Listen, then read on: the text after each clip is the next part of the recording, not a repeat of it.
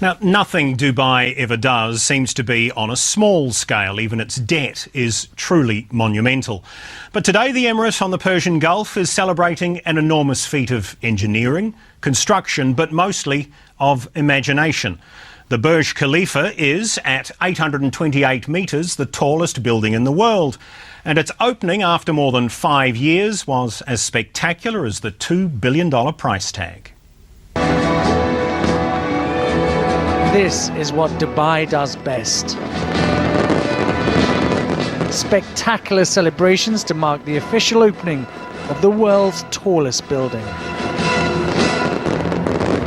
The Burj Dubai, renamed the Buj Khalifa, exploded like a giant firecracker.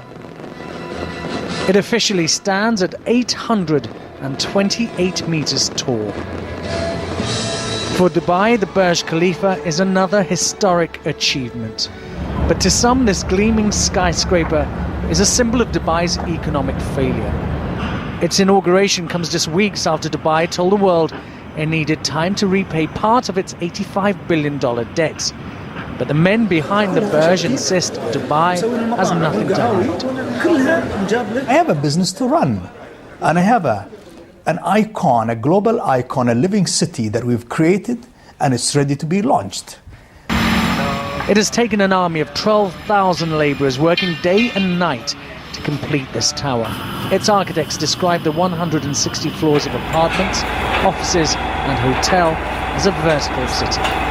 Construction work began on the Burj Dubai at the height of the building boom back in 2004. So 6 years later, Dubai has the world's tallest building. But it's also in the middle of its worst economic crisis. There is talk of the Burj effect, a ripple of real estate positivity that will spread from the epicentre to the rest of Dubai's devastated property market and, ultimately, restore investor confidence.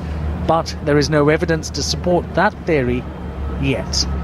Dubai has yet to emerge from the shadow of the economic crisis. And this Emirates critics will say the Burj is another example of excess. But Dubai will use this architectural marvel as proof that it can deliver, even in the worst of times.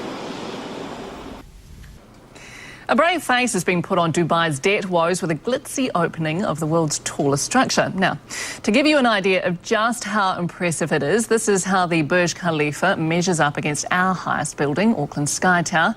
And at 828 metres, it eclipses the previous tallest, Taiwan's Taipei 101, by more than 300 metres. With more, here's the BBC's Ben Thompson.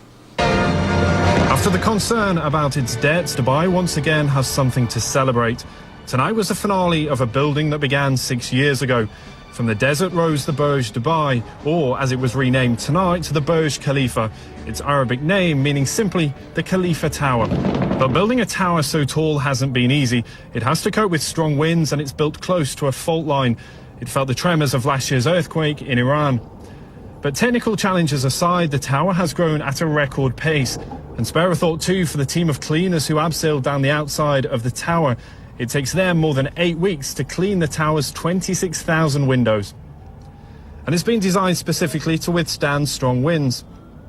We have to design to reduce the amount of vortex action that exists. And the way we do that is by shaping the building elevationally. So one could do it as a sloped tower like this, or one can do it as a step tower. And we chose the step tower because it's actually less expensive to do a step tower than it is to do a slope tower. For the thousands here for the opening, it's all about catching a glimpse of the world's tallest building. We're on holiday, we've come down to see it, to be part of history, and it really is a tremendous building. But of course the opening comes as Dubai is struggling to rein in its debts.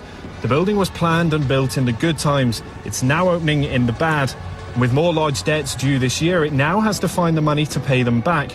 It seems those worries can wait. Now, Dubai renamed this Abu Dhabi, who bailed out the financially crippled emirate. A few more sizable notes, along with those 26,000 windows that need cleaning, spread over 168 stories. There's plenty more servicing needed on the building. The tower also has 57 elevators, 37 office floors, and 1,044 apartments and 160 hotel rooms. There's a familiar feel to the most popular